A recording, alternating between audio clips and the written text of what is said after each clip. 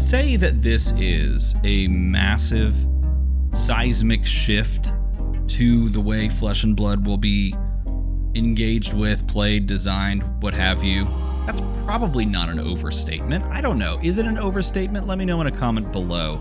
Do you think that's overstating things? Is this a little bit less? I don't know. But I will say that I expected this announcement to come after Tampa Bay, and turns out it's coming today.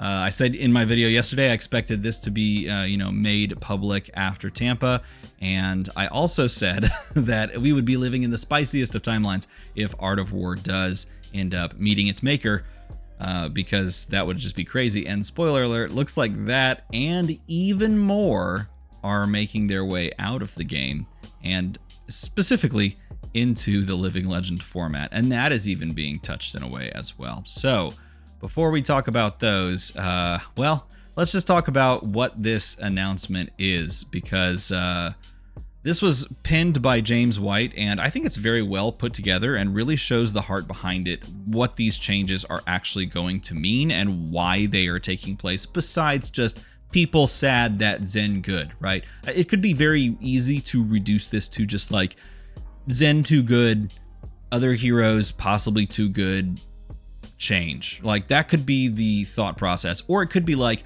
a blind hand waving style change to the metagame that some people just feel is a little bit like hands-off approach that other companies might have. But I don't think that's the case, and I think you can see that based on the way that they produce this information to you. Now it's up to you to decide whether or not you like this, so leave that comment down in the comments below, whether or not you appreciate these changes, if you like these changes, and I will tell you how I feel after we go through this. But essentially, after discussing how they've designed the game for years, they really built this new system that, let's be honest, is not really used in other games. A pitch stack system where you're pitching cards, paying for resources. This modal idea that some card games have dealt into, just delved and tried to mess around with, but Flesh and Blood really perfected.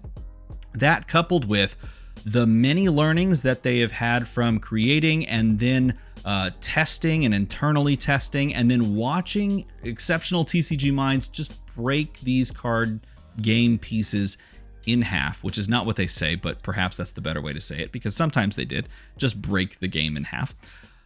All of that culminates in how they plan to tweak and push this game going forward into the next 5 years and beyond, and it leads to the changes that they made. So they talk about these 4 design principles, which they definitely publicized early in the game. I remember reading this page, and I remember reading this article. The start full, that one, as they say, is still applicable, and it is just straight up how the game functions, so it's not really a design principle. Reduce variance, which I would say they did to the point that they realized that variance did actually have to make its way back into the game in some form or fashion, because new players have to experience some wins. And if all players that started earlier have gained in ability, then it makes the ecosystem stifling for new players. But you need some amount of variance, and like they say, some variance is actually really cool. It's pretty good. But not all variance, and sometimes if the variance takes away your ability to play the game from your end, then well, it sucks. I'll just not sugarcoat anything today. I don't feel like sugar. I've filmed this video 3 times, and each time I was like, nah, that doesn't hit the right spots. So I don't know. Every card counts. The idea that like all your cards have some functionality, and how you use them is the most important part, because it gives you these meaningful decisions, and if you make good decisions, you gain incremental value over time. And that's what this point, the point they talked about the most, encapsulates. The idea that Flesh and Blood, the game system they want to create, not the game system that you have to love, the game system that they want to create. LSS is committed to making and creating and perfecting and continuing, ad nauseum, is at its simplest a game of 4-card turn cycles where each player is looking to come out ahead after smashing their 4 cards against their opponents. So it's finding the little moments where you can get a small advantage, and then you can do that again next turn and next turn and next turn, and all of these good decisions pile up and lead you to a victory in this, knockdown, drag-out slugfest of a battle. And that's pretty cool. That's like what Flesh and Blood is, right? The problem with that is right here. As of late, offensive overlaps have become too extreme, too frequent, to the point where the principle of achieving victory through accumulation of many good decisions is just gone. It is completely eroded, and why has it eroded? They have identified this as the reason. Cards that immediately net additional cards without costing an action point, or finding a way to skirt the ability that would slow that card down, right? So for example, Art of War, being able to get around one of the costs in Art of War to be able to benefit from drawing cards, okay? Then they also talk about a couple of other things, like these cards, I think honestly, are very on the edge as well. Like for example, are these cards to the point, do these cards cause a game state to the point that agency is removed from a specific hero, a specific class, a specific player, too much to where they should be changed so that both players can enjoy the game? And that, I think, is a whole nother can of worms. Is this enjoyment, how do you derive joy, that sort of thing from a card game? But Red in the Ledger could be. Warmonger's Diplomacy, sure. Siren's Call feels like a gotcha card. Arclight Sentinel, it's a gotcha card. Ward board states means that you might as well just concede after a certain thing happens. You could also put dragons in there, dragon board states, and even dominate to some degree if there's an on-hit attached. Those do diminished agency. Now it's up to you as the viewer to decide if you believe that these cards should also make their way into a ban list based on their diminished agency rating. I think that should be like a fun little thing, but it's up to you to decide. For them, they are not on the list. But those cards, they say, have a massive difference between their diminishing or restricting of agency and the cards that have been, deemed to be egregious. And those are the cards that allow players to basically remove agency and then just kill you, just freaking kill you. So here's what they plan to do. They have re-established that they are committed to the 4 pillars that they've talked about up here. They have discussed how they plan to tackle those 4 pillars. And then they highlighted these new things that they want people to understand and that are sort of front and center on their game design. They want class, talent, and hero identities to be important, and for you to be able to feel like you're playing as that character, as that theme, as that talent, as that class. If you control ice, you should feel like it. If you are a ranger, you should feel like it. If you are a wizard, you should feel like it. And I say that with all the sarcasm in my mouth because I don't know if Icelander ever truly felt like the wizard she should have. And I worry that Verdant's might be the same. But we'll find out, won't we? Because Bulllander and Battle Mages, to me, feel like a cop-out. So we'll find out if that changes this weekend. Is that too negative? I don't freaking care, because I'm going to say it, because that's how I feel right now. I have my own feelings, which you'll know about very soon. Empowering agency. They want to make cards that allow you to engage meaningfully. I don't know, you go all the way down the totem pole and say Sink Belows. It doesn't allow you to meaningfully engage, but I don't think that's the case. I think that you could leave certain cards. God, I could go on so many tangents. Anyway, the point of this being like, we want to make sure that the cards that allow you to engage like player to player are in the card pool, and cards that don't allow you to do that are not in the card pool, and that we continue to create cards that really let you meaningfully engage with the player you're playing against, and that you earn victory in a way that feels decisive to both players. I messed up, or I gained advantage this way, not just like, oops, all 0 cost attack actions and 2 Art of Wars, right? Like that sort of thing. Every card counts, blah, blah, blah. Cards should be meaningful when you put them in the deck. And then, yeah, okay, I like this one. This is really interesting. Offer player strategies and card synergies that can create game states slanted towards offensive advantage so that we don't get into a state that's just fatigue. We look at Oldhim and we point and we say, hey, Oldhim, you broke this one. Because we slanted a very specific metagame towards a state where fatigue was the de facto win condition in some way, shape, or form, right? And they don't want that to be the case, and they want someone to die. I maybe should have said that a little softer. I don't know. I'm feeling spicy. Primarily disperse offensive advantages across multiple turns rather than one burst of output. This is your double Art of War turn to win the game as Zen. This is to win the game as Katsu, honestly. This is to win the game as Chain, honestly. This is playing Channel Mount Heroic, as Briar, honestly. This is Kano, honestly, right? All of these heroes that do that require combo and one-turn kills or OTK decks to complete a meaningfully difficult quest to execute their fundamental kill turn. For example, and this is spicy, Viserai or Florian OTK. Florian OTK, I'm here for that. That's a pretty good little bear. We see what you're doing. Okay, we see what you're laying the breadcrumbs for this next set. I like that. Requiring many turns to establish the quantity of rune chance needed to OTK, or a Kano player completing and memorizing their pitch deck over many turns, which we'll talk about is still possible, I'm sure. Still very possible, but yeah, meaningfully difficult. This reminds me of the time that they murdered Stormstriders in Blitz and said, step up and try to build a Kano deck. We know that there's great players that can do this, and it just turned out that that deck was murdered, and so they brought it back. All right. What is meaningfully difficult? That is for, I guess, us to find out over time, because if, for example, changes that are made eventually just murderize a deck, then maybe those changes are reverted, because I do think that this is the example that I gave is a good point for what makes something meaningfully difficult, what makes something meaningfully impactful to a deck. God, we could talk about so much with this. This video is going to be ridiculously long if I keep going. Let's talk about the bans. It's 12 and a half minutes in. What the heck, man? All right, let's talk about what they've done.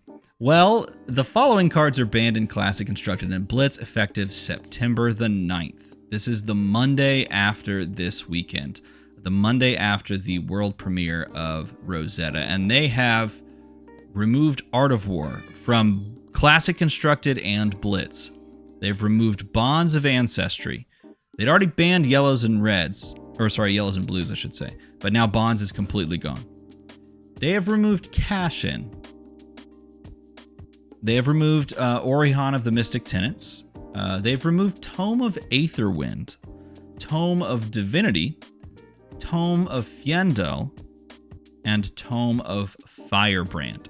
Those cards are all removed from Classic, Constructed, and Blitz. And the following cards are restricted in Living Legend. Bonds of Ancestry, you can have one copy of Bonds of Ancestry. Literally one. Which means there's just probably no point in playing that card. But honestly, that might just be the point. That might just be the right call. Let me know what you think in a comment below. And they talk a lot, by the way, I do want to point out Bonds of Ancestry. They talk a lot about how, honestly, yes, this hurts Katsu a lot, but Katsu is doing some pretty disgusting things with Art of War and Bonds as well. And that was just, and often without Art of War, they say, and that was just as egregious. And I could see that. I could definitely see that. There was a time where everyone thought Katsu was the spice, the juice, because it could just do those crazy things. We saw it on a stream game actually as well.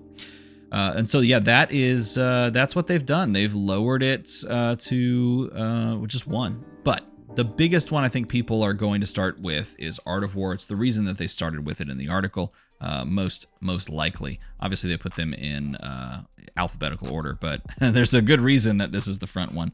This ended up being the front one, because this is a problematic design. It is a very cool card. I have a rainbow foil first edition version, and I love looking at it because it's beautiful in foil, and it's a very cool card, and it can still be played in Living Legend, and that is perhaps the most important part we'll talk about later. But the fact that there are so many ways to cheat this now that they talk about right here means that it's completely narrowing for designing around going forward. because there's always going to be some hero that can just do something busted with it and then just surge in popularity. And honestly, you can look at like some of the other heroes that can play Art of War, like Leviah, for example, in Blitz. Leviah and Blitz go Blood Rush Art of War like on turn 1, and you just don't really get to do anything else if you're playing any hero that doesn't have like massive meaningful equipment blocks, right? So this is a card that does pose a problem to a design standpoint. So you could have just made an article and just said this. I appreciate that they didn't just put this and then ban that one. They've really thought a lot about this and what they want the game to be and how they want you to meaningfully engage with the other player and not just high roll them with a book, which is it's kind of funny. I will say this hurts. This freaking hurts, man. This is not the only one that hurts. I think there's a couple of cards here that hurt. I don't feel, I mean, like, I understand the Art of War, and this is my opinion, okay? I understand the Art of War. I like Art of War. I think it's a fun card. I think it's a really exciting card to play, and I think it can be a really terrifying card to see. And I think those moments are important in a card game, period, end of story. A moment where you're like, oh God, this is about to get crazy and I have to find my way out of it. That's important, but I understand that this card not only pushes heroes too far down the power totem pole, if you will, but it also just makes designing the game that much more difficult and so many more things that you can't do because it still exists. But God, this one just feels like when someone told you your cat died and you're like, God, that's awful. And then they say it's because I ran it over. That's what it feels like, man. I love Cash-In. I've loved Cash-In since freaking Crucible of War when it came out. This sucks, man. And like, I get it. Sure, if you're gonna make more things that give golds throughout the game and you're worried about a Pot of Greed effect drawing 2 cards, fine. But I don't know. That feels bad. That feels bad. And I'm raw right now, and I'm trying to hold my tongue, but that feels bad. Tome of Firebrand, I don't think anybody cares. Literally no one cares. But I think this is spicy because they say as the Draconic card pool grows, which we can assume is always going to be the case, but it's nice to see them acknowledge that card pool is going to grow. I did sleeve up my Living Legend Dromai deck to bring this weekend, so if I play in a Living Legend event, I'll be playing Dromai, or maybe I should just play Kano now because that's where he will live. Orihan of the Mystic Tenets is also now gone, meaning that you just can't do the 2-for-3 thing that they talk about here, which I will say, it doesn't come up nearly as much in Zen, but when it does, you're like, well, I guess I lose the game, and I like that. And then a similar thing to Tome of Divinity. This one I don't like very much, but I also understand, and it really does suck when a player draws multiples and is able to play out multiple of them. So this one's a little bit of a stinger as well, because I like that card. I like Tome of Divinity. I liked it when it was spoiled. It felt like a gadget card, like a card that you really get paid off for figuring out how to use, and it was a very dead card in your hand. So I'm kind of sad to see this one go. I'm also sad to see Tome of Fiendel go, because I think Art of War, the same reason. These 2 cards to me are like Flesh and Blood, like iconic cards that you look at and you go, that's Flesh and Blood. And it makes you ask this question of, what is this cloud god and why are they picking up that soldier by the head? Or why is this imp stealing a book? And tell me more about this beautiful art and the border and all of it, right? And so it sucks. It sucks to watch this card go as well. But again, Living Legend format. So that's cool, right? That's pretty cool. Tome of Aetherwind. I just want to point out, like, this one also feels a little bit like Tome of Divinity to me. I understand why all of these cards are rotated. I clearly get it. And they spell it out really well. LSS did a fantastic job of spelling this out. And I love that they talk about with Tome of Aetherwind that this is basically a dead card for a majority of the wizards that are printed currently. And they're correct. Well, I don't know about Verdance, but for Icelander, no point. Emperor, I tried it, no point. Blaze, no point. There's no reason to run the card. Kano, busted, but not busted in the way that you think. Busted in like, man, it gives them a lot more capability to actually do the thing. Acilio, I like that. That's really spicy when they're like, oh, by the way, this card would have been good in Acilio, and we're going to make sure that you don't have to, you know, suffer under Acilio's lightning gaze, at least with regards to this card. And I kind of want to see why. Like, I kind of want to know why. Maybe it's because of its interaction with Channel the Thundersteps. Maybe it's because of a Majestic that we don't know about, but really those are the only ways that I could think about it. Nevertheless, I'm kind of curious, but that does mean there's some spicy build opportunities in Living Legend, which is getting more and more high up on the rung of premier formats. So, you know, is this really that big of a hit? It's hard for a card of this nature to ever occupy the middle ground of doing fair things. Sure. I mean, yeah, it's either always going to be terrible or always going to be good. It just sucks because I like that card. But then again, that's true of a lot of these cards. Like, every one of these cards, someone likes this card, and except for Tome of Firebrand. Maybe someone doesn't like that card. I don't know. And so that's the problem with having some big rotation, is it's going to make people feel feelings. But to acknowledge that these cards do create negative play experiences and can be unfun for the opponent, they want to create a game that both players can enjoy while they play. And the nature of enjoyment, I could talk an entire video about this.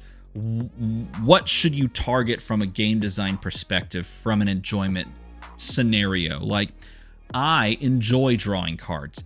This hurts someone who's like, my number one enjoyment in a card game is to draw more cards because I feel powerful.